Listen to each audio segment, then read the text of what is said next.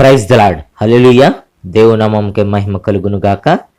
ఈ సమయంలో ward of God fellowship channel వీక్షిస్తున్న మీ అందరికీ కూడా ప్రభువైన యేసుక్రీస్తు వారి నామంలో నా యొక్క శుభాభివందనాలు తెలియజేసుకుంటూ ఉన్నాను. ఈ సమయంలో మనం గమనించుకున్నట్లయితే మనము కొద్ది వారములుగా పరిశుద్ధాత్మ దేవుడు అనే అంశాన్ని ధ్యానిస్తూ ఉన్నాము. అందులోని భాగముగానే ఇప్పటిదాకా మనము 8 భాగములను చెప్పుకోవడం జరిగింది. గత వారపు భాగములో మనము అపోస్తలుల గురించి స్పష్టముగా తెలుసుకోవడం జరిగింది. ఎఫెసీయులకు రాసిన పత్రిక 4వ అధ్యాయము 13వ వచనంలో మనం చదువుకున్నట్లయితే, ఎఫెసీయులకు రాసిన పత్రిక 4వ అధ్యాయం 13వ వచనం, పరిశుద్ధులు సంపూర్ణులగునట్లు క్రీస్తు శరీరము క్షేమాభివృద్ధి చెందుటకును పరిచర్య ధర్మము జరుగుటకును ఆయన కొందరిని అపోస్తలులను గాను, కొందరిని ప్రవక్తలను గాను, కొందరిని సువార్థికులను గాను, కొందరిని కాపరులను గాను, ఉపదేశకులను గాను నియమించాను. ఇందులో ఉన్నటువంటి 5 రకాల పరిచర్యలు 5-fold మినిస్ట్రీలో భాగముగా మొదటిదిగా అంటే అపోస్తలుల గురించి మనము గత వారంలో ధ్యానించుకోవడం జరిగింది. అయితే కొరింథీయులకు రాసిన మొదటి పత్రిక, అపోస్తలుడైన పౌలు కొరింథీయులకు రాసినటువంటి మొదటి పత్రిక 12వ అధ్యాయము 4వ వచనం నుంచి 11వ వచనం దాకా మనం చదువుకున్నట్లయితే, కృపావరములు నానా విధములుగా ఉన్నవి గాని ఆత్మ ఒక్కడే, మరియు పరిచర్యలు నానా విధములుగా ఉన్నవి గాని ప్రభువు ఒక్కడే, నానా విధములైన కార్యములు కలవు గాని అందరిలోనూ అన్నిటినీ జరిగించు దేవుడు ఒక్కడే, అయినను అందరి ప్రయోజనము కొరకు ప్రతి వానికి ఆత్మ ప్రత్యక్షత అనుగ్రహింపబడుచున్నది. ఎలాగనగా ఒకనికి ఆత్మ మూలముగా బుద్ధివాక్యము, మరి ఒకనికి ఆ ఆత్మను అనుసరించి జ్ఞానవాక్యమును, మరి ఒకనికి ఆ ఆత్మ వలననే విశ్వాసమును, మరి ఒకనికి ఆ ఒక్క ఆత్మ వలననే స్వస్థపరచు వరములను, మరి ఒకనికి అద్భుత కార్యములను చేయు శక్తియు, మరి ఒకనికి ప్రవచన వరమును, మరి ఒకనికి ఆత్మల వివేచనయు, మరి ఒకనికి నానావిధ భాషలను, మరి ఒకనికి భాషల అర్థము చెప్పు శక్తియు అనుగ్రహింపబడి ఉన్నవి. అయినను వీటన్నిటినీ ఆ ఆత్మ యొక్కడే తన చిత్తము చొప్పున ప్రతివానికి ప్రత్యేకముగా పంచి ఇచ్చుచు కార్యసిద్ధి కలుగుజేయుచున్నాడు. ఇక్కడ ఈ మొదటి కొరింథీయులకు రాసిన పత్రిక 12వ అధ్యాయం 4వ వచనం నుంచి 11వ వచనం దాకా మనం చదువుకున్నట్లయితే మనకి 9 రకాలైనటువంటి కృపావరాలు అంటే హోలీ స్పిరిట్, పరిశుద్ధాత్మ దేవుడు ఇచ్చేటటువంటి 9 రకాల గిఫ్ట్స్ మనకి కనబడుతూ ఉంటాయి. ఇందులో ఒక గిఫ్ట్ అయినటువంటి ప్రవచన వరము అంటే ఈ కొరింథీయులకు రాసిన మొదటి పత్రిక 12వ అధ్యాయము 10వ వచనంలో ఆ యొక్క విషయాన్ని మనం చూస్తాం. మరి ఒకనికి అద్భుత కార్యములను చేయు శక్తియు, మరి ఒకనికి ప్రవచన వరమును అని మనం చూస్తాం. అయితే మనం ఈ 5-fold మినిస్ట్రీలో కూడా 5 రకాల పరిచర్యలు ఎఫెసీయులకు రాసిన పత్రిక 4వ అధ్యాయం 13వ వచనంలో కూడా పరిశుద్ధులు సంపూర్ణులు క్రీస్తు శరీరము క్షేమాభివృద్ధి చెందుటకును పరిచర్య ధర్మం జరుగుటకును ఆయన కొందరిని అపోస్తలులు గాను, కొందరిని ప్రవక్తలు గాను. అంటే ఈ 2వ కేటగిరీ ప్రవక్తలు, అంటే పరిశుద్ధాత్మ దేవుడు కూడా ప్రవచన వరాన్ని ఇస్తారు. అదే రీతిగా 5-fold మినిస్ట్రీలో 5 రకాల పరిచర్యల్లో కూడా మనము ప్రవక్తలను మనం చూస్తూ ఉన్నాం. కాబట్టి ఈరోజు మనము 2వ కేటగిరీ అయినటువంటి ప్రవక్తల గురించి ధ్యానించుకోబోతూ ఉన్నాం. మొదటి గత వారములు అయితే మనము అపోస్తలుల గురించి చాలా క్లుప్తంగా వివరించుకోవడం జరిగింది. అయితే ఈరోజు మనము ప్రవక్తల గురించి వివరించుకుందాము. చూడండి, గమనించండి. పేతురు గారు రాసినటువంటి 2వ పత్రిక 1వ అధ్యాయము 20వ వచనం 21వ వచనాన్ని మనం చదువుకుందాం. పేతురు గారు రాసిన 2వ పత్రిక 1వ అధ్యాయం 20వ వచనం 21వ వచనం మనం చదువుకున్నట్లయితే, ఒకడు తన ఊహను బట్టి చెప్పుట వలన లేఖనములో ఏ ప్రవచనమును పుట్టదని మొదట గ్రహించుకొనవలెను. ఏలయనగా ప్రవచనము ఎప్పుడూను మనుష్యుని ఇచ్చను బట్టి కలగలేదు గాని మనుష్యులు పరిశుద్ధాత్మ వలన ప్రేరేపింపబడిన వారై దేవుని మూలముగా పలికిరి.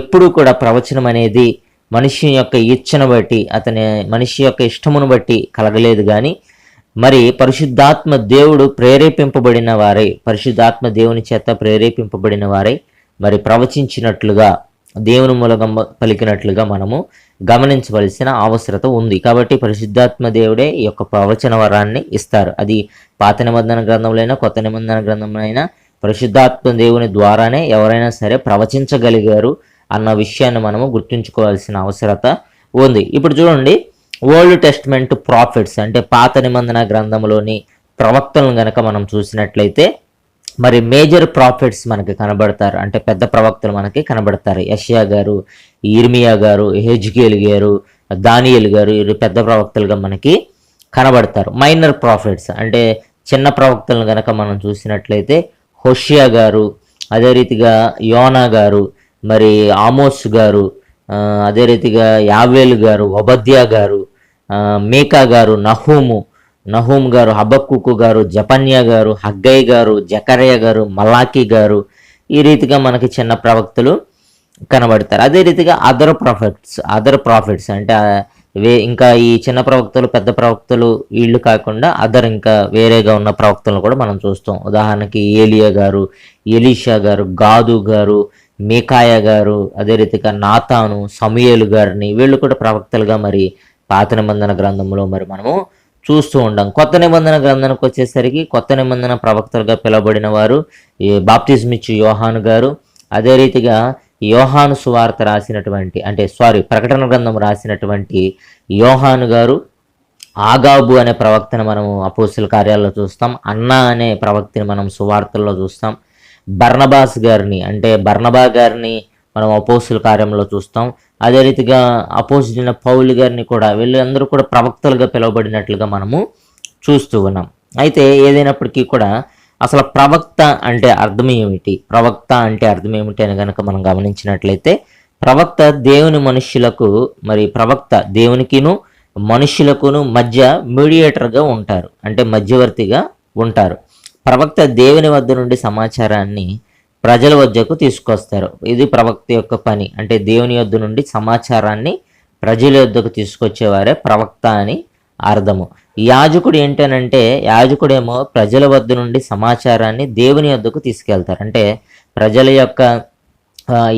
యొక్క ప్రతి విధమైన ఆ యొక్క మొరని దేవుని వద్దకు తీసుకెళ్లే వాళ్ళేమో యాజకులు, మరి దేవుని యొక్క ఉద్దేశాలని ప్రజలకు తెలియపరిచే వాళ్ళేమో ప్రవక్తలుగా ఉన్నారని మనము గమనించవలసిన అవసరం ఉంది. కాబట్టి ప్రవక్త అంటే అర్థము దేవుని యొద్ద నుంచి మరి మనుష్యులకు సమాచారాన్ని తీసుకొచ్చే వాళ్ళే ప్రవక్తులని మనం గమనించవలసిన అవసరత ఉంది. ద్వితీయోపదేశకాండము 18వ అధ్యాయము 22వ వచనాన్ని మనం చదువుకున్నట్లయితే, ద్వితీయోపదేశకాండము 18వ అధ్యాయం 22వ వచనాన్ని మనం చదువుకున్నట్లయితే, ప్రవక్త యెహోవా నామమును చెప్పినప్పుడు ఆ మాట జరగకపోయిన ఎడలను ఎన్నడూను నెరవేరకపోయిన ఎడలను అది యెహోవా చెప్పిన మాట కాదు. ఆ ప్రవక్త అహంకారము చేతనే దాన్ని చెప్పిన గనుక దానికి భయపడవద్దు. అంటే ప్రవక్త ఎవరైనా సరే యెహోవా నామమున ఏదన్నా చెప్పినట్లయితే అది మరి కొద్ది కాలానికి జరగకపోయినట్లయితే గనక ఆ ప్రవక్త అహంకారము చేతనే దాన్ని చెప్పిన కాబట్టి దానికి భయపడాల్సిన అవసరత లేదు అని చెప్పి ఇక్కడ మోషే గారు మరి ద్వితీయోపదేశకాండం 18వ అధ్యాయము 22వ వచనంలో రాస్తున్నట్లుగా మనము చూస్తున్నాం. అదే రీతిగా పాత నిబంధన గ్రంథంలో కొన్ని వచనాలు చూస్తాం మనం దేవుడు ప్రవక్తలతో మాట్లాడినట్లు. ఆ వచనాలను కూడా మనము చూద్దాం. హోషేయ గ్రంథము 12వ అధ్యాయము 10వ వచనం. హోషేయ గ్రంథము 12వ అధ్యాయం 10వ వచనం మనం చదువుకున్నట్లయితే, ప్రవక్తలతో నేను మాట్లాడి ఉన్నాను, విస్తారమైన దర్శనములను నేను ఇచ్చి ఉన్నాను, ఉపమాన రీతిగా అనేక పర్యాయములు ప్రవక్తల ద్వారా మాట్లాడి ఉన్నాను. ఇక్కడ దేవుడు హోషేయ గారి ద్వారా సెలవిస్తున్న మాట ఏంటంటే, ప్రవక్తలతో నేను మాట్లాడి ఉన్నాను, విస్తారమైన దర్శనములు నేను ఇచ్చి ఉన్నాను. అంటే ప్రవక్తలకు దర్శనములు ఇచ్చి ఆ దర్శనముల ద్వారా మరి ప్రవక్తలు మాట్లాడేటట్టుగా దేవుడు చేశారు. ఉపమాన రీతిగా అనేక పర్యాయములు ప్రవక్తల ద్వారా మాట్లాడి ఉన్నాను. అంటే అనేక సార్లు ప్రవక్తల ద్వారా దేవుడు మాట్లాడాడు అని చెప్పి ఇక్కడ హోషేయ గారి ద్వారా తెలియపరుస్తున్నట్లుగా మనము చూస్తున్నాం. ఆమోసు గ్రంథము 3వ అధ్యాయం 7వ వచనాన్ని కూడా మనం చదువుకున్నట్లయితే, ఆమోసు గ్రంథం 3వ అధ్యాయం 7వ వచనం, తన సేవకులైన ప్రవక్తలకు తాను సంకల్పించిన దానిని బయలుపరచకుండా ప్రభువైన యెహోవా ఏమీయు చేయడు. మరి ప్రవక్తలకు మరి దేవుడు సంకల్పించిన దాన్ని, దేవుడు ఉద్దేశించిన దాన్ని ప్రవక్తలకు తెలియపరచకుండా మరి దేవుడు ఏమీ కూడా చేయడు అని చెప్పి ఆమోసు గ్రంథము 3వ అధ్యాయము 7వ వచనంలో మనము చూస్తున్నాం. అదే రీతిగా ఇర్మియా గారి విషయానికి వచ్చేసరికి ఇర్మియా గ్రంథము 1వ అధ్యాయము 9-10 వచనాలు మనం చదువుకున్నట్లయితే, ఇర్మియా గ్రంథము 1వ అధ్యాయం 9-10 వచనాలు, అప్పుడు యెహోవా చెయ్యి చాపి నా నోరు ముట్టి ఇలాగు సెలవిచ్చాను, ఇదిగో నేను నీ నోట నా మాటలు ఉంచి ఉన్నాను, పెళ్లగించుటకును విరగొట్టుటకును నశింపజేయుటకును పడద్రోయుటకును కట్టుటకును నాటుటకును నేను ఈ దినమున జనముల మీదను రాజ్యముల మీదను నిన్ను నియమించి ఉన్నాను. మరి ఇర్మియా గారికి మరి దేవుడైన యెహోవా ఆయన నోటన మరి దేవుని యొక్క మాటలు ఉంచినట్లుగా, ప్రవక్త నోట దేవుని మాటలు ఉంచినట్లుగా మనం చూస్తూ ఉన్నాం. ఏదైనప్పటికీ కూడా మనం చూసిన ఈ యొక్క కొన్ని వచనాల్లో మరి ప్రవక్తలతో నేను మాట్లాడి ఉన్నాను. హోషేయ గ్రంథంలో చూస్తున్నాం మనం 12వ అధ్యాయం 10వ వచనంలో, ప్రవక్తలతో నేను మాట్లాడి ఉన్నాను, విస్తారమైన దర్శనములు నేను ఇచ్చిన్నాను, ఉపమాన రీతిగా అనేక పర్యాయములు ప్రవక్తల ద్వారా మాట్లాడి ఉన్నానని హోషేయ గ్రంథంలో అన్నారు దేవుడు. ఆమోసు గ్రంథం 3:7 వచ్చేసరికేమో ప్రవక్తలకు తెలియపరచకుండా దేవుడు ఉద్దేశించింది ఏదైనా సరే, సంకల్పించిన ఏ విషయమైనా సరే ప్రవక్తలకు బయలుపరచకుండా ప్రభువైన యెహోవా ఏమీ చేయడు అని చెప్పి ఆమోసు గ్రంథం 3:7 మనము చూస్తున్నాం. ఇర్మియా గ్రంథానికి వచ్చేసరికి ఏమో ఇర్మియా గారి నోట మరి దేవుని యొక్క మాటలు ఉంచినట్లుగా పెళ్ళగించుటకు, విరగొట్టుటకు, నశింపజేయుటకు, పడద్రోయుటకు, కట్టుటకును, నాటుటకును నేను ఈ దినమైన జనముల మీదను రాజ్యముల మీద నిన్ను నియమించున్నాను. మరి ఆ రోజుల్లో మనం చూస్తే జనముల మీద, అదే రీతిగా ఇశ్రాయేల్ ప్రజల మీద కానివ్వండి, యూదా ప్రజల మీదే కానివ్వండి, మరి దేశముల మీద, అనేక రాజ్యముల మీద ప్రవక్తలను దేవుడు నియమించారు. ఆ ప్రవక్తల ద్వారానే దేవుని యొక్క ఉద్దేశాన్ని, దేవుడు సంకల్పించిన విషయాన్ని ప్రజలకు తెలియపరచడానికి మధ్యవర్తులుగా దేవుడు ప్రవక్తలను వాడుకున్నట్లుగా మనము చూస్తూ ఉన్నాం. కాబట్టి ప్రవక్త అంటే అర్థం ఏమిటంటే దేవుని యొద్ద నుండి సమాచారాన్ని ప్రజల యొద్దకు తీసుకొచ్చేవారిని ప్రవక్త అని అంటారు. కాబట్టి ఓల్డ్ టెస్ట్మెంట్ ప్రాఫిట్స్ అంటే పాత నిబంధన గ్రంథంలోని ప్రవక్తలను ఇప్పుడు మనము చూద్దాము. పాత నిబంధన గ్రంథ ప్రవక్తలు, ఓల్డ్ టెస్ట్మెంట్ ప్రాఫిట్స్. మరి మనం గమనించుకున్నట్లయితే ఇప్పుడు అనుకున్నాం కదా, ప్రవక్త అంటే అర్థం ఏంటంటే దేవుని యొద్ద నుండి సమాచారాన్ని తీసుకొచ్చి ప్రజలకు తెలియపరచాలి. మరి మొట్టమొదటిగా మనము బైబిల్ గ్రంథంలో చూస్తూ ఉంటాం, పాత నిబంధన గ్రంథంలో నోవాహు గారిని చూస్తూ ఉంటాం. అయితే ఆ విషయం నోవాహు గారు ప్రవక్త అని డైరెక్ట్గా ఎక్కడ రాయబడలేదు, కానీ అయితే పేతురు గారు అంటూ ఉంటాడు. 2వ పేతురు పత్రిక, పేతురు గారు రాసినటువంటి 2వ పత్రిక 2వ అధ్యాయం 5వ వచనాన్ని మనం చదువుకున్నట్లయితే, మరియు ఆయన పూర్వకాలముందున్న లోకమును విడిచిపెట్టగా భక్తిహీనుల సమూహము మీదకి లేదా లోకం మీదకి జలప్రలయమును రప్పించినప్పుడు నీతిని ప్రకటించిన నోవాహును మరి 7 కాపాడాను. అంటే లోకం మీదకు వస్తున్నటువంటి ఆ యొక్క జలప్రలయమును ఏదైతే వస్తూ ఉందో భక్తిహీనుల సమూహం మీదకి, మరి ఆ సమయంలో ముందుగానే మరి ఈ యొక్క నోవాహు గారు నీతిని ప్రకటించాడు అని మనం చూస్తున్నాం. అంటే దేవుని దగ్గర నుంచి సమాచారాన్ని పొందుకుని ఆ యొక్క సమాచారాన్ని ప్రజలందరికీ కూడా ముందుగానే ఆయన ప్రకటించాడు నోవాహు గారు. అంటే ఒక ప్రవక్తగా ఆయన పనిచేసినట్లుగా మనము చూస్తూ ఉన్నాం. అయితే ప్రజలందరూ కూడా అక్కడ వినలేదు. మరి ఆ 8 మాత్రమే, నోవాహు గారి కుటుంబంలో 8 మాత్రమే బ్రతికినట్లు మనందరికీ కూడా తెలిసిన విషయమే. ఏదైనప్పటికీ కూడా ముందుగానే దేవుని దగ్గర నుంచి సమాచారాన్ని మరి నోవాహు గారు పొందుకుని, అది మరి ఆయన కొన్ని సంవత్సరాల పాటు ఆ యొక్క నీతిని ప్రకటించాడు, వాక్యాన్ని ప్రకటించాడు. అయినప్పటికీ కూడా ప్రజలెవరూ కూడా నమ్మలేదు. అంటే ప్రవక్తల మాటలు చాలాసార్లు మన పాత నిబంధన గ్రంథంలో చూస్తాము. ప్రవక్తలను కొన్ని మార్లు కొంతమంది రాజులు తృణీకరించినట్లుగా కూడా మనము చూస్తాం. అట్లాగే మొట్టమొదటిగా నోవాహు గారు మనం చూస్తే ఆయన ప్రవక్తగా పనిచేస్తున్నట్లుగా మనము చూస్తున్నాం. కానీ అప్పటికి ఇంకా ఈ ప్రవక్తలు అనే వారిని దేవుడు ఇంకా తీసుకురాలేదు. కాకపోతే మనకి అర్థమవుతుంది ఏంటంటే నోవాహు ముందుగా మరి ప్రజలందరికీ ప్రకటించింది కాబట్టి, ఆయన తెలుసుకుని ప్రకటించాడు కాబట్టి ఆయన ప్రవక్తగా పనిచేసినట్లుగా మనకి తెలుస్తుంది. ఆయన ప్రవక్తగా మరి పిలువబడుతున్నట్లుగా కూడా మనకి అర్థమవుతుంది. అదే రీతిగా మరి పాత నిబంధన గ్రంథంలో 2వదిగా మనం గమనించినట్లయితే అబ్రహాము గారు, మరి అబ్రహాము గారిని ఒకనొక చోట రాజుగా కూడా పిలువబడ్డారు. అదే రీతిగా అబ్రహాము గారు ప్రవక్తగా కూడా పిలువబడ్డారు. ఆదికాండము 20వ అధ్యాయం 7వ వచనాన్ని మనం చదువుకుందాం. ఆదికాండము 20వ అధ్యాయం 7వ వచనాన్ని మనం చదువుకున్నట్లయితే, కాబట్టి ఆ మనుష్యుని భార్యను తిరిగి అతనికి అప్పగించుము, అతడు ప్రవక్త, అతడు నీ కొరకు ప్రార్థన చేయను, నీవు బ్రతుకుదువు, నీవు ఆమెను అతనికి అప్పగించిన ఎడల నీవును నీ వారందరూ నిశ్చయముగా చచ్చెదరని తెలుసుకొనుమని స్వప్నమందు అతనితో చెప్పాను. ఇక్కడ మనం అబ్రహాము గారి భార్యని, మరి అబ్రహాము గారు తన చెల్లి అని చెప్పడం ద్వారా ఆ దేశపు రాజు తీసుకెళ్ళిపోయినప్పుడు, మరి ఆ రాత్రి కాలమందు దేవుడు మరి దర్శనం ద్వారా అక్కడ ఆ యొక్క రాజుకు తెలియపరుస్తుంది ఏంటంటే, కాబట్టి ఆ అబ్రహాము గారు ఆ మనుష్యుని భార్యను తిరిగి అతనికి అప్పగించు, నువ్వు అబ్రహాం భార్యని అతనికి ఇచ్చేసి అతడు ప్రవక్త అని ఇక్కడ ఆదికాండము 20వ అధ్యాయం 7వ వచనంలో స్పష్టంగా మనము చూస్తున్నాం. అబ్రహాము గారు ప్రవక్త అని చెప్పి పిలువబడుతున్నట్లుగా మనము చూస్తున్నాం. అదే రీతిగా ఆదికాండము 23వ అధ్యాయం 5వ వచనం మనం చూసినట్లయితే, హేతు కుమారులు, అయ్యా మా మాట వినుము, నీవు మా మధ్యను మహారాజు అయి ఉన్నావు. అంటే మహారాజుగా ఉన్నటువంటి అబ్రహాము గారు కూడా ప్రవక్తగా పిలువబడ్డారన్న విషయాన్ని మనము గుర్తుంచుకోవాల్సిన అవసరత ఉంది. అంటే నోవాహు గారు మరి నీతిని ప్రకటించిన ప్రవక్తగా ఉన్నాడు. అబ్రహాము గారు డైరెక్ట్గా ప్రవక్త అని చెప్పి వాక్యంలో రాయబడినట్లుగా మనము చూస్తున్నాం. అదే రీతిగా మరి ఏసేపు గారిని మనం చూస్తూ ఉంటాము. యాకోబు కుమారులైనటువంటి 12 మందిలో ఏసేపు గారిని మనం చూస్తూ ఉంటాము. ఈ ఏసేపు గారు మరి ఈ యొక్క ఐగుప్తు దేశానికి కొనిపోయబడినప్పుడు ఈయన మరి ఫరో యొక్క ఫొతిఫరో యొక్క భార్య విషయంలో మరి ఏసేపు గారిని జైల్లో వేసినప్పుడు ఈ యొక్క జైల్లో మరి పానాదాయకుడు భక్షాకారుడు అని మరి ఫరో యొక్క పానాదాయకుడు ఫరో గారి యొక్క భక్షాకారుడు కూడా జైల్లో వేయబడతారు. వాళ్ళు ఒక రాత్రిపూట కల కన్నప్పుడు ఆ కళ ఏంటో అర్థం కాక పొద్దున్నే విచారంతో కూర్చున్నప్పుడు ఆ కళ యొక్క భావాన్ని ఏసేపు గారు వివరించి చెప్తాడు. అయితే ఇది మరి కళ యొక్క భావాన్ని చెప్పగలుగుతున్నాడంటే అది ప్రవక్తగా మనము గమనించవలసిన అవసరత ఉంది. అదే రీతిగా 41వ అధ్యాయంలో కూడా ఫరో కలకంటారు.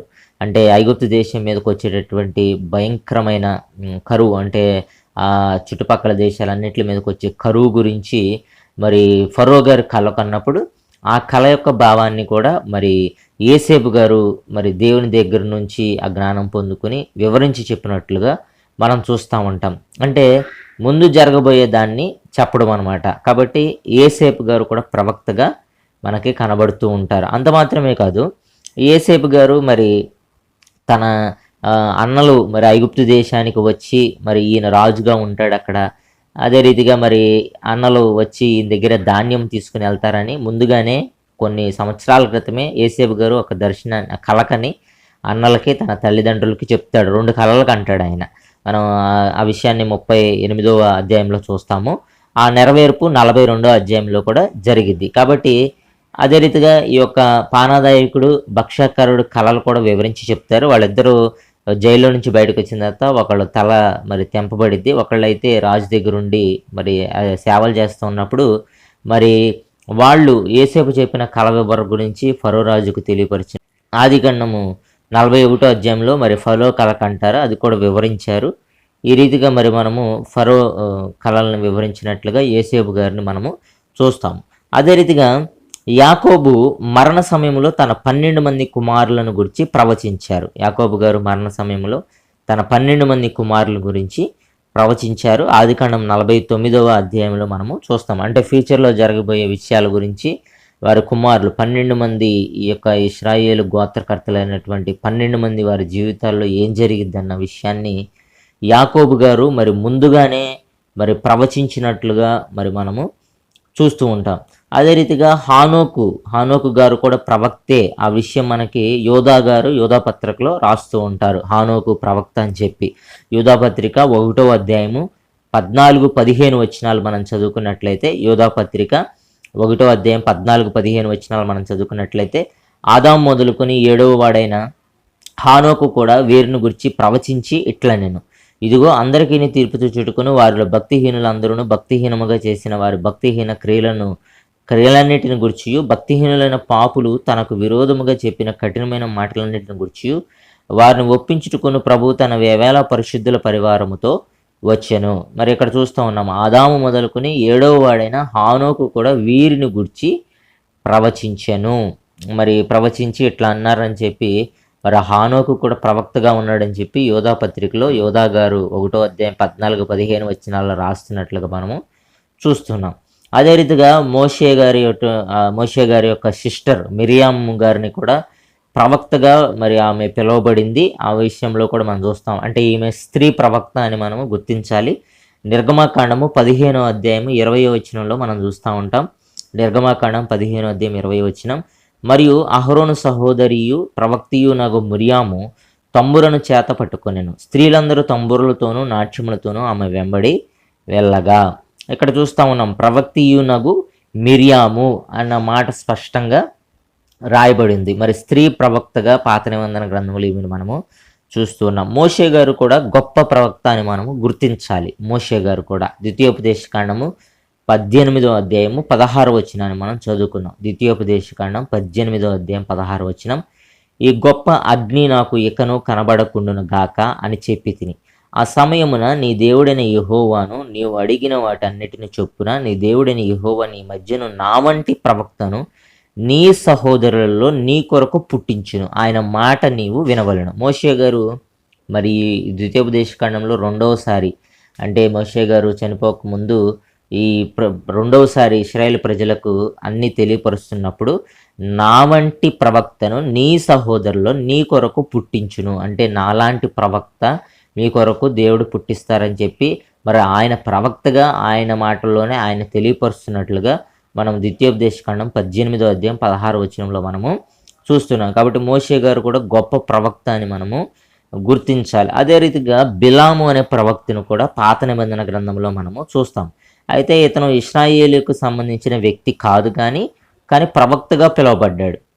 పేతురు రాసినటువంటి 2వ పత్రిక 2వ అధ్యాయము 16వ వచనము మనం చదువుకున్నట్లయితే, ఆ బిలాము దుర్నీతి వలన కలుగు బహుమానమును ప్రేమించెను, అయితే తాను చేసిన అతిక్రమము నిమిత్తము అతడు గద్దింపబడెను. ఎట్లనగా నోరులేని గార్ధాబము మనస్వరముతో మాట్లాడి ఆ ప్రవక్త యొక్క వెరితనము అడ్డగించెను. అంటే బిలాము ప్రవక్త అని చెప్పి పేతురు గారు రాసిన 2వ పత్రిక 2వ అధ్యాయం 16వ వచనంలో మనకు స్పష్టంగా తెలుస్తుంది. అంటే ఇశ్రాయేలు ప్రజల్ని శపించడానికి ఆ ప్రవక్త వచ్చాడు, కానీ ఆ ప్రవక్త ఆ రీతిగా శపించకుండా దేవుడు తనని ఆపినట్లుగా మనం చూస్తూ ఉన్నాం. విషయం మనం పాత నిబంధన గ్రంథము సంఖ్యాకాండము 22వ అధ్యాయంలో ఈ విషయాలను మనం చూస్తాం. అయితే ఇతను ఇశ్రాయేలుకు సంబంధించిన వ్యక్తి కాదు, కానీ ప్రవక్తగా గుర్తింపబడ్డాడని మనము గుర్తుంచుకోవాలి. అదే రీతిగా పాత నిబంధన గ్రంథంలో 2వ స్త్రీ ప్రవక్తను మనం చూస్తాం. దెబోరా అనే స్త్రీ ప్రవక్తను మనము చూస్తాం. న్యాయాధిపతుల గ్రంథము 4వ అధ్యాయము 4-5 వచనాలు చదువుకుందాం. న్యాయాధిపతుల గ్రంథము 4వ అధ్యాయం 4-5 వచనాలు మనం చదువుకున్నట్లయితే, ఆ కాలమున లపిదోతునకు భార్య అయిన దెబోరా అను ప్రవక్తి ఇశ్రాయేలీయులకు న్యాయాధిపతినిగా ఉండెను. ఆమె ఎఫ్రాయిమీయుల మన్యమందలే రామాకును బేతేలుకును మధ్యనున్న దెబోరా సరళ వృక్షము కింద తీర్పుకై కూర్చుంటే కద్దు. తీర్పు చేయుటకై ఇశ్రాయేలీయులు ఆమె యొద్దకు వచ్చిచుండిరి.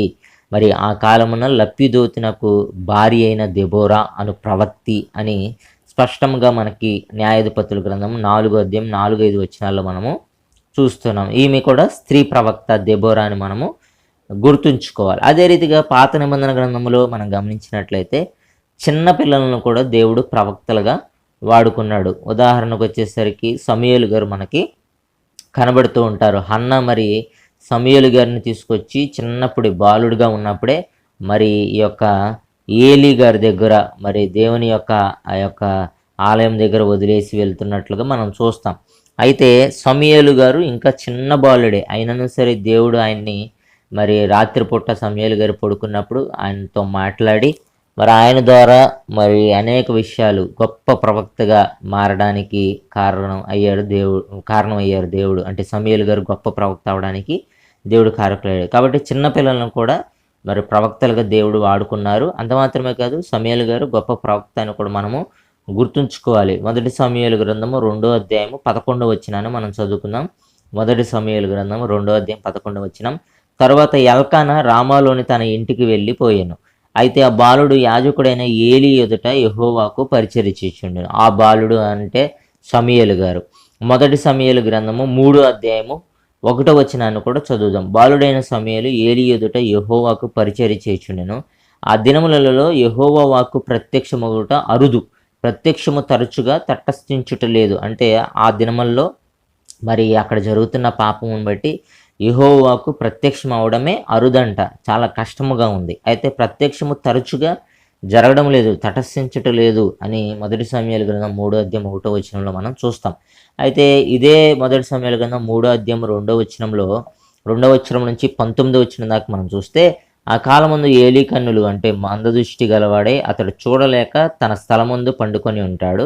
అప్పుడు మరి దేవుడు రాత్రికాలం పూట సమూయేలు గారిని పిలిచి ముందు జరగబో సంగతులు మరి సమూయేలు గారి ఏలీ గారి కుమారులకి ఏలీ గారికి జరిగే సంఘటనలను తెలియపరిచినట్లుగా మనము చూస్తూ ఉంటాం. ఏదైనప్పటికీ కూడా ఏలీ గారు మరణించిన అనంతరం సమూయేలు గొప్ప ప్రవక్తగా ఒక జడ్జిగా మరి పనిచేశారని మనం గుర్తుంచుకోవాల్సిన అవసరత ఉంది. అంటే బాలుడైన సమూయేలు చిన్నప్పటి నుంచే ఆయన్ని ప్రవక్తగా దేవుడు వాడుకున్నట్లుగా మనము చూస్తూ ఉంటాం.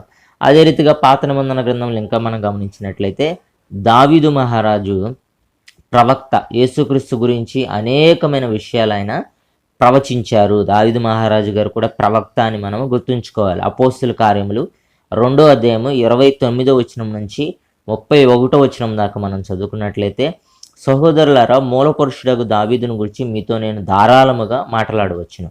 అతడు చనిపోయి సమాధి చేయబడెను. అతని సమాధి నేటి వరకును మన మధ్యనున్నది. అతడు ప్రవక్త అయి ఉండెను. ఇక్కడ స్పష్టముగా అపోస్తుల కార్యం రాసినటువంటి లోకా గారు స్పష్టంగా తెలియపరుస్తూ ఉన్నాడు. మరి అతని సమాధి నేటి వరకు మన మధ్యనున్నది. అతడు ప్రవక్త అయి ఉండెను గనుక అతని గర్భఫలంలో నుండి అతని సింహాసనము మీద ఒకను కూర్చుండబెట్టుదును అని దేవుడు తనతో ప్రమాణపూర్వకముగా ఒట్టు పెట్టుకొనిన సంగతి అతడు ఎరిగి, క్రీస్తు పాతాళంలో నిలువబడలేదనియు ఆయన శరీరము కుళ్ళిపోలేదనియు దావీదు ముందుగా తెలుసుకుని ఆయన పునరుద్ధానమును గురించి చెప్పాను అని మనం చూస్తున్నాం. దావీదు గొప్ప ప్రవక్త అని కూడా మనకి అర్థమవుతుంది. యేసుక్రీస్తు గురించి ముందుగానే అనేకసార్లు ప్రవచించినట్లు మనము చూస్తున్నాం. అదే రీతిగా పాత నిబంధన గ్రంథంలో గాదు అనే ప్రవక్తను కూడా మనము చూస్తూ ఉంటాం. మొదటి సమూయేలు గ్రంథము 22వ అధ్యాయము 5వ వచనం. మొదటి సమూయేలు గ్రంథము 22వ అధ్యాయం 5వ వచనం. మరియు ప్రవక్తయగు గాదు వచ్చి కొండలలో ఉండక యూదా దేశమునకు పారిపోమ్మని దావీదుతో చెప్పినందున దావీదు పోయి హారేతు అడవిలో చొచ్చెను. మరి దావీదు మహారాజు గారి కాలంలో మరి ఈ యొక్క గాదు అనే ప్రవక్తను మనం చూస్తూ ఉంటాం. అదే రీతిగా నాతాను అనే ప్రవక్తను కూడా మనము చూస్తూ ఉంటాం. మొదటి రాజుల గ్రంథము 1వ అధ్యాయం 8వ వచనం. మొదటి రాజుల గ్రంథం 1వ అధ్యాయం 8వ వచనం. యాజకుడైన సోదోకును యెహోయాదా కుమారుడైన బెనాయాయును ప్రవక్త అయిన నాతానును అన్న మాటను మనం చూస్తాం. అంటే నాతాను కూడా ప్రవక్త. అదే రీతిగా మీకాయ అనే ప్రవక్తను మరలా పాత నిబంధన గ్రంథంలో మనం చూస్తాం.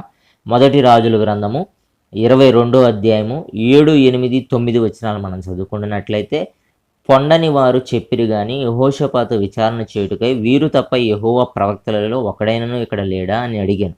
అందుకు ఇశ్రాయేలు రాజు ఇవ్లు కుమారుడైన మీకాయ అని ఒకడున్నాడు. అంటే మీకాయ అనే దేవుని ప్రవక్త ఒకడున్నాడు ఇక్కడ అని చెప్పి మరి తెలియపరుస్తున్నట్లుగా చూస్తున్నాం. మీకాయ అనే ప్రవక్తను మనం చూస్తున్నాం. అదే రీతిగా ఏలియా ప్రవక్తగా కూడా ఉన్నారు. మొదటి రాజుల గ్రంథము 18వ అధ్యాయం 22వ వచనాన్ని మనం చదువుకున్నట్లయితే, అప్పుడు ఏలియా యెహోవాకు ప్రవక్తలైన వారిలో నేను ఒక్కడినే శేషించి ఉన్నాను. అయితే బయలునకు ప్రవక్తలు 450 మంది ఉన్నారు. అంటే దేవుని పక్షంగా ఉన్న ప్రవక్తలలో ఏలియా ఒక్కడే ఉన్నాడని ఇక్కడ తెలియపరుస్తున్నట్లుగా మనము చూస్తూ ఉన్నాం. అదే రీతిగా ఏలియా శిష్యుడైన ఎలీషా కూడా మరి ప్రవక్తగా ఉన్నాడు. ఈయన ప్రవక్తే కాదు, ఈయన రైతు అని కూడా మనం గమనించాలి. మనం చూస్తూ ఉన్నాం పాత నిబంధన గ్రంథంలో బాలుడైన సమూయేలుని ప్రవక్తగా దేవుడు వాడుకున్నాడు. అదే రీతిగా ఎలీషా మరి ఫార్మర్ అంటే రైతులను కూడా దేవుడు ప్రవక్తలుగా పిలిచాడు. మొదటి రాజుల గ్రంథము 19వ అధ్యాయము 19వ వచనాన్ని మనం చదువుకున్నట్లయితే, ఏలియా అచ్చటి నుండి పోయిన తరువాత అతనికి షాపాతు కుమారుడైన ఎలీషా కనబడెను. అతడు తన ముందరనున్న 12 అరకల ఎడ్ల చేత దున్నించుచు 12వ అరక తాను తోలుచుండెను. ఏలియా అతని చెరబోయి తన దుప్పటి అతని మీద వేయగా, అంటే ఇక్కడ ఎలీషా గారు మరి 12 అరకల ఎడ్ల చేత దున్నించుచు 12వ అరక తాను తోలుచుండెను. అంటే వ్యవసాయం చేస్తున్నాడు. ఈయన ఒక రైతుగా మనము గుర్తించాలి. ఇతన్ని దేవుడు మరి ప్రవక్తగా వాడుకున్నట్లుగా మనము చూస్తూ ఉన్నాము. ఆ విషయం మనకు ఎట్లా తెలిసిందంటే, మరి 2వ రాజుల గ్రంథము 4వ అధ్యాయం 8వ వచనం నుంచి 17వ వచనం దాకా మనం చూసినట్లయితే, మరి షూనేము పట్టణములో మరి ఒక గనురాలైన ఒక స్త్రీని మనం చూస్తూ ఉంటాము. ఆ స్త్రీకి గర్భం లేనప్పుడు ఎలీషా గారు చెప్తారు, వచ్చే సంవత్సరం కల్లా నీ యొక్క కౌగిట్లో ఒక బిడ్డ ఉంటాడని చెప్తాడు. మరి అట్లాగే వచ్చే సంవత్సరం కల్లా ఖచ్చితంగా మరి ఆమె ఆమె యొక్క ఒడిలో బిడ్డ ఉంటాడు. కాబట్టి ఎలీషా గారు చెప్పిన విషయం జరిగింది కాబట్టి నెక్స్ట్ ఇయర్కి ఆయన ప్రవక్తగా మనం గుర్తించాల్సిన అవసరత ఉంది. అదే రీతిగా పశువుల కాపరులను కూడా దేవుడు మరి ప్రవక్తలుగా వాడుకున్నారు పాత నిబంధన గ్రంథంలో. రైతుల్ని, చిన్నపిల్లల్ని, అదే రీతిగా పశువుల కాపరి ఆమోసును మనం చూస్తాం. ఈయన్ని ప్రవక్తగా, చిన్న ప్రవక్తల్లో ఈయన ఒక ప్రవక్త. ఆమోసును కూడా మనం చూస్తాం. ఈయన పశువుల కాపరి. ఆమోసు గ్రంథము 7వ అధ్యాయము 14-15 వచనాలు మనం చదువుకున్నట్లయితే, అందుకు ఆమోసు అమధ్యాతో ఇట్లనెను, నేను ప్రవక్తనైనను కాను, ప్రవక్త యొక్క శిష్యుడినైనను కాను, కానీ పశువుల కాపరినై మేడి పండ్లు ఏరుకుని వాడను. నా మందలను నేను కాయచుకొనుచుండగా యెహోవా నన్ను పిలిచి, నువ్వు పోయి నా జనులకు ఇశ్రాయేలు వారికి ప్రవచనము చెప్పుమని నాతో సెలవిచ్చాను. మరి ఆమోసు ఈ యొక్క పశువుల కాపరి మేడి పండ్లు ఏరుకుంటున్నప్పుడు దేవుడు అతన్ని పిలిచి, నా ప్రజలకు ప్రవచనం చెప్పమని అతనితో తెలియపరిచినట్లుగా మనం చూస్తున్నాం. కాబట్టి పశువుల కాపరులను కూడా దేవుడు ప్రవక్తలుగా వాడుకున్నాడని మనము చూస్తున్నాం. అదే రీతిగా యాజకుడులను కూడా ప్రవక్తలుగా దేవుడు వాడుకున్నాడు. యెహెజ్కేలు గారు మరి ఒక యాజకుడు, మరి యాజకుడిని కూడా దేవుడు ప్రవక్తగా వాడుకున్నాడు. చూస్తూ ఉంటాము. యెహెజ్కేలు గ్రంథము 1వ అధ్యాయం 3వ వచనం. యెహెజ్కేలు గ్రంథం 1వ అధ్యాయం 3వ వచనం మనం చదువుకున్నట్లయితే, యాజకుడునగు యెహెజ్కేలునకు ప్రత్యక్షము కాగా అక్కడనే యెహోవా హస్తము అతని మీదకి వచ్చాను. యాజకుడు అయిన యెహెజ్కేలు, ఈయన పెద్ద ప్రవక్తలు ఒక ప్రవక్త యెహెజ్కేలు గారు. మరి కాబట్టి పాత నిబంధన గ్రంథంలో చూస్తే వీళ్ళందరూ కూడా ప్రవక్తలుగా మనకి కనబడతారు. మరి అంత మాత్రమే కాదు, మనం చూసాం 2 స్త్రీ ప్రవక్తలను కూడా చూసాం. మిరియాము గారిని, అదే రీతిగా దెబోరా గారిని మనము చూసాం. స్త్రీలను కూడా దేవుడు ప్రవక్తలుగా పిలిచారు. అదే రీతిగా చిన్న పిల్లలను కూడా ప్రవక్తలుగా దేవుడు వాడుకున్నాడు. బాలుడైన సమూయేలును మనం చూసాం. రైతుల్ని దేవుడు ప్రవక్తలుగా వాడుకున్నారు. ఎలీషా గారిని చూసాం. పశువుల కాపరులను దేవుడు ప్రవక్తలుగా వాడుకున్నారు. ఆమోసు గారిని మనము చూసాం. అదే రీతిగా యాజకులను కూడా దేవుడు ప్రవక్తలుగా వాడుకున్నారు. అంటే చూడండి, ప్రవక్త అంటే అర్థం మనం చెప్పుకున్నాము, దేవుని యొద్ద నుంచి సమాచారాన్ని తీసుకొచ్చి ప్రజలకు తెలియపరిచే వారిని ప్రవక్త అని అంటాము. యాజకుడేమో ప్రజల యొద్ద నుండి సమాచారాన్ని తీసుకొచ్చి దేవునికి తెలియపరుస్తాడు. అయితే యాజకులను కూడా దేవుడు ప్రవక్తలుగా వాడుకున్నాడు. అదే యెహెజ్కేలు గారిని మనము చూస్తున్నాం. పెద్ద ప్రవక్తలు ఒకడైన యెహెజ్కేలు గారు. కాబట్టి పాత నిబంధన గ్రంథంలో వీరందరూ కూడా, ఇప్పుడు దాకా మనం చెప్పుకున్న వాళ్ళందరూ కూడా ప్రవక్తలుగా పిలవబడ్డారు. అంత మాత్రమే కాదు, అబద్ధ ప్రవక్తలు కూడా ఉన్నారు. పాత నిబంధన గ్రంథంలో ఫాల్స్ ప్రాఫిట్స్ కూడా ఉన్నారు. ఉదాహరణకి ఏలియా గారు అన్నాడు కదా, యెహోవాకు పక్షమున నేను ఒక్కడినే ఉన్నాను, బయలుకైతే 450 మంది ప్రవక్తలు ఉన్నారు. యెజబేలు స్త్రీ అనే ఆమె ప్రవక్త కాదు, కానీ ప్రవక్తిని అని చెప్పుకుంది. అట్లాగే ఫాల్స్ ప్రాఫిట్స్ కూడా కొంతమంది యుద్ధానికి వెళ్ళాలా వద్దా అన్న సమయంలో మరి యెహోవా ప్రవక్తల దగ్గర విచారణ చేయాలి అని మరి కొంతమంది రాజులు, మరి మనం చూస్తాం మీకాయా అనే ప్రవక్త యెహోవా ప్రవక్త, అక్కడ అబద్ధ ప్రవక్తలు కూడా ఉంటారు, యుద్ధానికి వెళ్ళమని చెప్తారు. అయితే మీకాయా అనే ప్రవక్త అక్కడ యెహోషాపాతు అంటాడు, విచారణ చేయుటకై వీరు తప్ప యెహోవా ప్రవక్తల్లో ఒక్కడైనా ఇక్కడ లేడా అని అడిగాను. అందుకు ఇశ్రాయేలు రాజు, ఇఫ్లూ కుమారుడైన మీకాయా అని ఒకడున్నాడు, అతని ద్వారా మనం యెహోవా యొద్ద విచారణ చేయవచ్చును, కానీ అతడు నన్ను గురించి మేలు ప్రకటింపక కీడే ప్రకటించును గనుక అతని యందు నాకు ద్వేషము కలదని యెహోషాపాతుతో అనగా, యెహోషాపాతు రాజైన మీరు అలాగనవద్దెను. అప్పుడు ఇశ్రాయేలు రాజు తన పనివారములో ఒకరిని పిలిచి, ఇఫ్లూ కుమారుడైన మీకాయాను శీఘ్రముగా ఇక్కడికి రప్పించుమని సెలవిచ్చాను. మొదటి రాజుల గ్రంథం 22వ అధ్యాయం 7, 8, 9 వచనాలను ఇప్పుడు చదవడం జరిగింది. కాబట్టి యెహోషాపాతేమో దేవుని ప్రవక్తల్లో ఒకడైనా ఉంటే అతని సమాచారాన్ని బట్టి యుద్ధానికి వెళ్ళాలని ఆయన చూస్తూ ఉంటే, ఇశ్రాయేల్ రాజేమో ఎప్పుడు కూడా ఈ ప్రవక్త మీకాయా నాకు వ్యతిరేకంగానే పలుకుతాడు అని చెప్తూ ఉన్నాడు. అంటే దేవుడు చెప్పిందే చెప్తాడు కదా మరి ప్రవక్త అనేవారు. కాబట్టి ఈ యొక్క ఇశ్రాయేల్ రాజుకి ఎప్పుడూ కూడా దేవుడు వ్యతిరేకంగా చెప్తున్న విషయాన్ని అతను మరి జీర్ణించుకోలేక అతన్ని పక్కన పెట్టినట్టుగా చూస్తున్నాం. కానీ యెహోషాపాతు రాజు వలన మరి అతన్ని పిలిపిస్తున్నట్లుగా మనం చూస్తున్నాం. కాబట్టి పాత నిబంధన గ్రంథంలో అబద్ధ ప్రవక్తులు ఉన్నారు, ఫాల్స్ ప్రాఫిట్స్ బోల్డ్ మంది ఉన్నారు. అయితే ఇప్పుడు మనం చూసిన ఈ కొందరైతే మాత్రము మరి దేవుని పక్షముగా ఉన్న ప్రవక్తలుగా మనము చూస్తూ వచ్చాము. కాబట్టి వీళ్ళందరూ కూడా పాత నిబంధన ప్రవక్తలను మనము గుర్తించవలసిన అవసరత ఉంది. ఇంకొక విషయం, మనము ఈ పాత నిబంధన గ్రంథంలో పెద్ద ప్రవక్తలను చిన్న ప్రవక్తలను మనం చూస్తూ ఉంటాము. అయితే పెద్ద ప్రవక్తలు చిన్న ప్రవక్తలు అనేసరికి వీళ్ళ మధ్య ఏమాత్రము కూడా వ్యత్యాసం లేదని మనం గుర్తించవలసిన అవసరత ఉంది. ఎందుకంటే పెద్ద ప్రవక్తలు అంటే వాళ్ళేదో హయ్యర్ అంటే ఎక్కువ స్థాయిలో ఉన్నారు, చిన్న ప్రవక్తలు అంటే వీరేదో చిన్న దిగువ స్థాయిలో ఉన్నారు, ఇలా ఏమీ భేదము లేదు. ఎందుకంటే పెద్ద ప్రవక్తలతో దేవుడు ఎలా మాట్లాడారో చిన్న ప్రవక్తలతో కూడా దేవుడు అలాగే మాట్లాడారు. ఇద్దరిని కూడా ఒకేలాగా దేవుడు తన యొక్క పనిలో వినియోగించుకున్నారు అంతేగాని వాళ్ళ మధ్య పెద్ద చిన్న అన్న తారతమ్యాలు ఏమీ లేదు. మరి ఎందుకు పెద్ద ప్రవక్తలు చిన్న ప్రవక్తలు ఈ రీతిగా తారతమ్యం వచ్చిందంటే, పెద్ద ప్రవక్తలైనటువంటి యెహెజ్కేలు గారు, యెషయా గారు, ఇర్మియా గారు, మరి దానియేలు గారు మనం గమనిస్తే వాళ్ళ యొక్క పుస్తకాల లెంత్ ఎక్కువ అనమాట. అదే రీతిగా అంటే వాళ్ళు రాసిన గ్రంథాలు ఎక్కువ అధ్యాయాలు ఉంటాయి. అదే రీతిగా చిన్న ప్రవక్తలైన 12 మంది పుస్తకాలు చూస్తే వాళ్ళు రాసిన పుస్తకాలు మరి తక్కువ అధ్యాయాలతో కూడిన పుస్తకాలు కాబట్టి వాళ్ళని చిన్న ప్రవక్తలుగా గుర్తించి మరి విడగొట్టడం జరిగింది. పెద్ద ప్రవక్తలని వీళ్ళని పిలవడం జరిగింది. అంతేకాని వాళ్ళ యొక్క పనిలో కానీ దేవుడు వారితో మాట్లాడే విధానంలో కానీ వాళ్ళు ప్రవచించే విధానంలో కానీ ఏ మాత్రము కూడా తారతమ్యం అంటే ఏ మాత్రము కూడా వ్యత్యాసము లేదని మనము గుర్తించాలి. ఇరువురు కూడా చిన్న ప్రవక్తలు కానివ్వండి, పెద్ద ప్రవక్తలు కానివ్వండి, ఇరువురు కూడా ఇశ్రాయేలు దేశము కొరకు, యూదా దేశము కొరకు ఒకే రీతిగా ప్రవచించారు, ఒకేలాగా పనిచేశారు అన్న విషయాన్ని కూడా మనం గుర్తించవలసిన అవసరత ఉంది. ఏదైనప్పటికీ కూడా పాత నిబంధన గ్రంథంలో మనం చూసినట్లయితే మరి రాజులను దేవుడు ప్రవక్తలుగా వాడుకున్నారు. దావీదు మహారాజు యేసుక్రీస్తు గురించి ప్రవచించినట్లు మనం చూసాము. అబ్రహాము గారిని కూడా రాజుగా మనము చూసాము. అదే రీతిగా మరి యాజకులను దేవుడు ప్రవక్తలుగా వాడుకున్నారు. ఎహెజ్కేలు గారు యాజకుడు అని మనము చదివాము. అదే రీతిగా మరి పశువుల కాపరులను దేవుడు మరి ప్రవక్తలుగా వాడుకున్నారు. ఆమోస్ గారిని మనం చూసాము. రైతులను దేవుడు ప్రవక్తలుగా వాడుకున్నారు. ఎలీషా గారిని మనము చూసాము. చిన్న పిల్లల్ని, చిన్న బాలులను కూడా దేవుడు ప్రవక్తలుగా వాడుకున్నారు.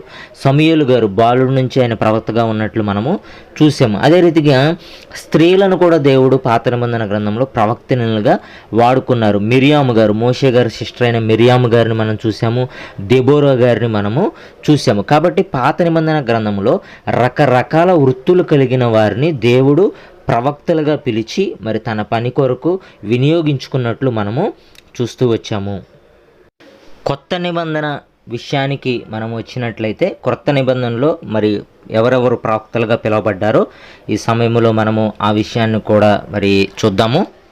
న్యూ టెస్ట్మెంట్ ప్రాఫిట్స్ని మనం చూసుకున్నట్లయితే అంటే కొత్త నిబంధనలో ప్రవక్తలను కనుక మనము పరిశీలన చేసినట్లయితే యేసుక్రీస్తు ప్రభువు కూడా ప్రవక్తగా పిలువబడ్డారు. యేసుక్రీస్తు ప్రభువు కూడా మరి ప్రవక్తగా పిలువబడినట్లుగా మనకి లేఖన ఆధారాలు ఉన్నాయి. లూకాసు వార్త 1వ అధ్యాయము 77 వచనాన్ని మనం చదువుకుందాం. లూకాసు వార్త 1వ అధ్యాయం 77 వచనం. మరియు ఓ శిశువ, నీవు సర్వోన్నతిని ప్రవక్త వనబడుదువు, మన దేవుని మహావాత్సల్యమును బట్టి వారి పాపమును క్షమించుట వలన. ఇక్కడ మనం చూస్తూ ఉన్నాము సర్వోన్నతుని ప్రవక్త అనబడదువు అని చెప్పి శిశువైన యేసుక్రీస్తు గురించి మాట్లాడుతున్నట్లుగా మనము చూస్తూ ఉన్నాం. అంత మాత్రమే కాదు, యేసుక్రీస్తు ప్రభుల వారే తన నోటితోటి డైరెక్ట్గా మరి మాట్లాడుతూ ఉంటారు ప్రవక్త, ఆయన ప్రవక్త అని. లూకాసు వార్త 13వ అధ్యాయము 33 వచనంలో ఆ విషయాన్ని మనం చూస్తాం. లూకాసు వార్త 13వ అధ్యాయము 33 వచనం. అయినను నేడు రేపు ఎల్లుండి నా త్రోవను నేను పోవచుండవలెను, ప్రవక్త యెరూషలేమునకు వెలుపల నశింపవల్లపడదు. మరి హేరోదు మహారాజు మరి చంపించాలని చూస్తున్నప్పుడు మరి ప్రవక్త యెరూషలేమునకు వెలుపల నశింపవల్లపడదు, కాబట్టి బయట అక్కడ కూడా చనిపోవడానికి వీల్లేదు, యెరూషలేములోనే ఆయన సిలువ వేయబడాలి అన్న ఉద్దేశంతో యేసుక్రీస్తు ప్రభుల వారు తన ప్రవక్తగా ఆయన డైరెక్ట్గా మాట్లాడుతున్నట్లు మనం చూస్తూ ఉన్నాం. అదే రీతిగా లూకాసు వార్త 24వ అధ్యాయము 19వ వచనాన్ని కూడా మనం చూస్తే ఎమ్మాయి గ్రామమునకు నడిచి వెళ్తున్న ఇద్దరు వ్యక్తులు, అంటే యేసుక్రీస్తు ప్రభువు వారు పునరుద్ధానమై లేచిన తర్వాత వీళ్లతో నడుస్తూ ఉన్నప్పుడు ఆ ఇద్దరు వ్యక్తులు అంటున్న మాటలు మనం చదువుదాం. ఆయన అవి ఎవని వారిని అడిగినప్పుడు వారు నజరేయుడైన యేసును గురించిన సంగతులే, ఆయన దేవుని ఎదుటను ప్రజలందరి ఎదుటను క్రియలలోను వాక్యములోను శక్తి గల ప్రవక్త అయి ఉండెను. వాళ్ళిద్దరు అంటూ ఉన్నారు, మరి ఆయన క్రియల్లోనూ వాక్యము బోధించుట్లోనూ మరి శక్తి కలిగిన ప్రవక్త అని చెప్పి వాళ్ళు అంటున్నారు. యోహాను సువార్త 4వ అధ్యాయము 19వ వచనాన్ని మనం చదువుకున్నట్లయితే, అప్పుడు స్త్రీ, అయ్యా నీవు ప్రవక్తవని గ్రహించుచున్నాను. సమరయ స్త్రీ అంటుంది యేసయ్య తోటి, అయ్యా నీవు ప్రవక్తవని గ్రహించుచున్నాను. కాబట్టి యేసుక్రీస్తు ప్రభువుల వారు కూడా ప్రవక్త అని పిలువబడినట్లుగా మనము చూస్తున్నాం. అదే రీతిగా మరి యొక్క కొత్త నిబంధనలో లూకాసు వార్తలో అన్న అనే ప్రవక్తని కూడా మనము చూస్తాము. లూకాసు వార్త 2వ అధ్యాయము 36వ వచనం నుంచి 38వ వచనం దాకా మనం చదువుకున్నట్లయితే, మరియు ఆషేరు గోత్రికురాలును సమూయేలు కుమార్తెయునైన అన్న అని ఒక ప్రవక్తి ఉండెను. మరి కొత్త నిబంధనలో మనం ఇక్కడ ఈ యొక్క స్త్రీ ప్రవక్తని మొట్టమొదటిగా మనం ఇక్కడ చూస్తూ ఉన్నాం. కాబట్టి అన్న అనే ప్రవక్తని మనం కొత్త నిబంధన గ్రంథంలో చూస్తున్నాం. అదే రీతిగా ఫిలిప్పు కుమార్తెలను ఈ 7 పరిచారకులు ఏర్పరచుకున్నారు కదా అపోస్తులు. ఆ 7 పరిచారకుల్లో ఒకడైనటువంటి ఫిలిప్పు గారి మరి కుమార్తెలు మరి ప్రవచించినట్లుగా ప్రవక్తలుగా పిలువబడ్డారు. అపోస్తుల కార్యములు 21వ అధ్యాయము 8-9 వచనాలు మనం చదువుదాము. మరునాడు మేము బయలుదేరి కైసరియాకు వచ్చి 7గురిలో నొకడును స్వార్థికుడునైన ఫిలిప్పు ఇంట ప్రవేశించి అతని యొద్ద వంటిమి. కన్యకులుగా ఉన్న 4 కుమార్తెలు అతని కొండిరి, వారు ప్రవచించువారు. అంటే వీళ్ళు ప్రవక్తలుగా పిలువబడ్డారు కొత్త నిబంధన గ్రంథంలో మనము చూడాలి. అదే రీతిగా బాప్తిజం ఇచ్చు యోహాను గారు కూడా ప్రవక్త అని మనము గుర్తించాలి. బాప్తిజం ఇచ్చే యోహాను గారు లోకాసు వార్త 20వ అధ్యాయము 6వ వచనాన్ని మనం చదువుకుందాము. మనుష్యుల వలన కలిగినదని చెప్పిన ఎడల ప్రజలందరూ మనలను రాళ్లతో కొట్టుదురు, ఏలైనగా యోహాను ప్రవక్త అని అందరూ రూఢిగా నమ్ముచున్నారని తమలో తాము ఆలోచించుకుని. ఇక్కడ చూస్తూ ఉన్నాము, అక్కడ ఉన్న శాస్త్రులు పరిశీలి పెద్దలు ఏమనుకుంటున్నారంటే మనుషులందరి వలన కలిగినది చెప్పిన ఎడల ప్రజలందరూ మనలను రాళ్లతో కొట్టుదురు, ఏలైనగా యోహాను ప్రవక్త అని అందరూ రూఢిగా నమ్ముచున్నారు. అదే రీతిగా యేసయ్య కూడా తన నోటితోటి డైరెక్ట్గా యోహాను ప్రవక్త అని కూడా డిక్లేర్ చేసినట్లుగా మత్తయి సువార్త 11వ అధ్యాయము 9వ వచనం నుంచి 11వ వచనం దాకా మనం చూస్తూ ఉంటాం. మరి ఏమి చూడవెళ్ళితిరి? ప్రవక్తన? అవును గాని ప్రవక్త కంటే గొప్ప వాణినని మీతో చెప్పుచున్నాను. అంటే మరి మీరేం చూడడానికి వెళ్ళారు? ప్రవక్తన? అవును గాని అంటే ఆ యొక్క అరణ్యంలో ఏం చూడడానికి వెళ్ళారంటే బాప్తిజం ఇచ్చు యోహాను గురించి యేసయ్య చెప్తున్నారు. ప్రవక్తన? అవును గాని అని చెప్పి యేసయ్య డిక్లేర్ చేస్తున్నట్లు మనం చూస్తున్నాం. కాబట్టి యోహాను, బాప్తిజం ఇచ్చి యోహాను గారు ప్రవక్తగా ఉన్నారు. అదే రీతిగా కొత్త నిబంధన గ్రంథంలో బర్నబా గారిని కూడా ప్రవక్తగా చూస్తూ ఉంటాం. బర్నబా గారు అపోస్తుల కార్యములు 13వ అధ్యాయము 1వ వచనాన్ని మనం చదువుకుందాం. అపోస్తుల కార్యములు 13వ అధ్యాయం 1వ వచనం. అంతియోకాయలోనున్న సంఘములో బర్నబా, నిగేరనబడిన సుమోయోను, కురేనీయుడైన లూకియా, చతుర్థాధిపతి అయిన హేరోదుతో కూడా పెంచబడిన మనయేసు, సౌలు అను ప్రవక్తులను బోధకులను ఉండిరి. ఇక్కడ చూస్తూ ఉన్నాం, బర్నబా అనే ఆయన ప్రవక్తగా పిలువబడ్డాడు అని, ఇక్కడ ఉన్న వాళ్ళు ప్రవక్తలుగా పిలువబడ్డారని మనము చూస్తున్నాం. అదే రీతిగా అపోజిడైన పౌలు గారు కూడా ప్రవక్తగా పిలువబడ్డారు. అపోజిడైన పౌలు గారు కొరింథీయులకు రాసిన మొదటి పత్రిక 13వ అధ్యాయము 2వ వచనాన్ని మనం చూద్దాం. కొరింథీయులకు రాసిన మొదటి పత్రిక 13వ అధ్యాయం 2వ వచనం. ప్రవచించు కృపావరము కలిగి మర్మములన్నీయు జ్ఞానమంతియు ఎరిగినవాడనైనను, కొండలను పెగిలింపగల పరిపూర్ణ విశ్వాసము గలవాడనైనను, ప్రేమ లేనివాడనైతే నేను వ్యర్థుడను. ఇక్కడ ఆయనే స్వయంగా చెప్తూ ఉన్నాడు, ప్రవచించు కృపావరము కలిగిన వాడను. మరి పరిశుద్ధాత్మ దేవుడు మరి ఈ యొక్క కృపావరాలు ఇస్తారు కదా, 9 రకాల కృపావరాల్లో ప్రవచన వరం కూడా ఉంది. మరి ఆ ప్రవచన కృపావరాన్ని పౌలు గారు కలిగి ఉన్నట్లుగా ఆయన మాటల్లోనే మనము చూస్తూ ఉన్నాము. కాబట్టి అదే రీతిగా మొదటి కొరింథీయులకు రాసిన పత్రిక 13వ అధ్యాయం 9వ వచనంలో కూడా మనం చూస్తే, మనము కొంత మటుకు ఎరుగుదుము, కొంత మటుకు ప్రవచించుచున్నాము కానీ అని చూస్తున్నాం. కాబట్టి మరి పౌలు గారు ప్రవచన కృపావరాన్ని కలిగి ఉన్నాడు, ఆయన ప్రవక్తగా పిలువబడ్డాడు. అదే రీతిగా కొత్త నిబంధన గ్రంథంలో ఆగాబు అనే ప్రవక్తను మనము చూస్తూ ఉంటాం. అపోస్తుల కార్యంలో 21వ అధ్యాయము 10వ వచనం. మేము అనేక దినములు అక్కడ ఉండగా ఆగాబు అనే ఒక ప్రవక్త యూదాయ నుండి వచ్చెను. ఆగాబు అనే ఆయన కూడా మరి ప్రవక్తగా పిలువబడ్డాడు. ఈ రీతిగా మనము కొత్త నిబంధన గ్రంథంలో మరి యేసుక్రీస్తు ప్రభుల వారిని కానివ్వండి, అదే రీతిగా అన్నా అనే ప్రవక్తిని కానివ్వండి, ఫిలిప్పు కుమార్తెలనే కానివ్వండి, బాప్తిజం ఇచ్చి యోహాను గారిని కానివ్వండి, బర్నబా గారిని కానివ్వండి, అపోజిడైన పౌలు గారిని కానివ్వండి, ఆగాబు గారిని కానివ్వండి, ఇట్లా మనము ప్రవక్తల్ని మనము చూస్తూ ఉన్నాము కొత్త నిబంధన గ్రంథములు. ఇప్పటి వరకు మనము పాత నిబంధన గ్రంథంలోను కొత్త నిబంధన గ్రంథంలోను ఉన్నటువంటి ప్రవక్తల గురించి ధ్యానించుకోవడం అనేది జరిగింది. అయితే పాత నిబంధన గ్రంథంలోనే కానివ్వండి, కొత్త నిబంధన గ్రంథంలోనే కానివ్వండి, ఎవరు ప్రవచించినప్పటికీ కూడా, ఎవరు ప్రవక్తలుగా పిలవబడినప్పటికీ కూడా వాళ్ళందరూ కూడా ప్రవచించడానికి కారణము పరిశుద్ధాత్మ దేవుడు అని మనము గుర్తుంచుకోవాలి. ఎందుకంటే పరిశుద్ధాత్మ దేవుని వలననే ఎవరైనా సరే ప్రవచించగలుగుతారు. ఆ విషయాన్ని మనము గుర్తుంచుకోవాలి. చూడండి, పేతురు గారు రాసినటువంటి 2వ పత్రిక 1వ అధ్యాయము 20-21 వచనాలు మనం చదువుకున్నట్లయితే, ఒకడు తన ఊహను బట్టి చెప్పుట వలన లేఖనములలో ఏ ప్రవచనమును పుట్టదని మొదట గ్రహించుకొనవలెను. ఏలయనగా ప్రవచనము ఎప్పుడూనూ మనుష్యుని ఇచ్చను బట్టి కలగలేదు, కానీ మనుషులు పరిశుద్ధాత్మ వలన ప్రేరేపింపబడిన వారే దేవుని మూలముగా పలికిరి. స్పష్టంగా రాస్తున్నారు పేతురు గారు. మనుష్యులు పరిశుద్ధాత్మ వలన ప్రేరేపింపబడిన వారే దేవుని మూలముగా పలికారు. కాబట్టి పాత నిబంధన గ్రంథంలోనైనా కొత్త నిబంధన గ్రంథంలో అయినా సరే మనుష్యులు పరిశుద్ధాత్మ దేవుని వలన మాత్రమే ప్రవచించగలిగారు అన్న విషయాన్ని మనం గుర్తుంచుకోవాల్సిన అవసరత ఉంది.